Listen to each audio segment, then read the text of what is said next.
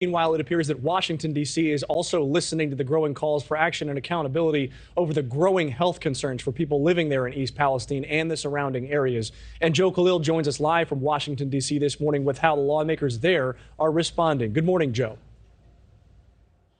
Yeah, Mitch, good morning. Look, whether it was public pressure from the outside or actually hearing those residents that we just heard in East Palestine, there seems to be a shift in the way Washington is responding, really kicking it up over the last 24 hours or so, as people there for almost 2 weeks now have been demanding that leaders do more and be more present. And that starts with Michael Regan, who's the head of the EPA, making that visit in person today, the first time that he's going to be doing that. He actually put out a tweet yesterday announcing his visit here, where he says here specifically that he has a lot of respect for the residents of East Palestine, understands their fears and their concerns. Now, look, his visit is something that residents have been demanding that he do. He also committed to holding Norfolk Southern accountable for this derailment, as have a number of lawmakers, many of them getting a lot more stern in the last 24 hours. We're hearing calls in the House and in the Senate to hold hearings to get to the bottom of why this couldn't have been prevented. And the 4 senators representing both Ohio and Pennsylvania together, they sent a letter to the EPA and the NTSB demanding they hold Norfolk Southern accountable financially, saying in part, "We ask the EPA uses its existing authorities to ensure Norfolk Southern pays for the cleanup of these hazardous materials and compensates residents and affected businesses."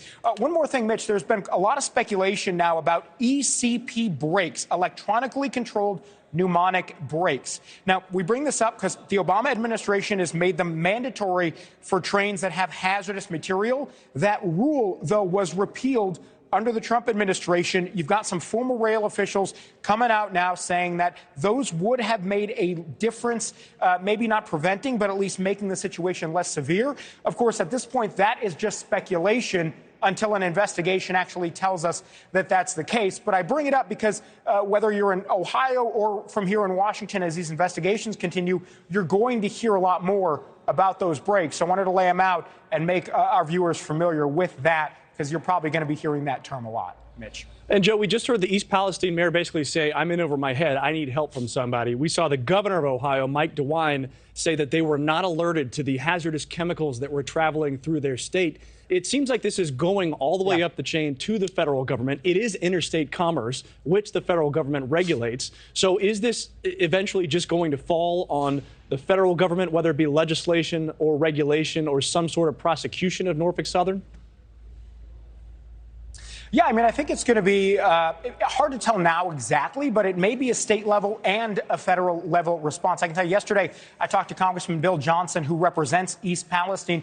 He's already talking about legislation to make it so that trains that have this kind of material have to alert the state and the cities that they go through. That's one of, I think, many proposals and solutions that you're going to have to see over the next couple of weeks. But you're right to point it out, and I think that the governor is going to be asking that the feds step in, do what they do, and that state level also responds to this in much the same way. I don't think it's going to be one. I think it's going to have to be a number of levels, Mitch. And East Palestine is right there on the Pennsylvania border with Ohio, so it's really tough to just do statewide regulations on one side of the state line when you know those toxic clouds, those potentially toxic chemicals are drifting all over the place. That's Joe Khalil. He's from the seat of government there in Washington, D.C. Joe, thank you. Thank you for watching. Go to newsnationnow.com to find News Nation on your television provider. And don't forget to click the red subscribe button below to get more of News Nation's fact-driven, unbiased coverage.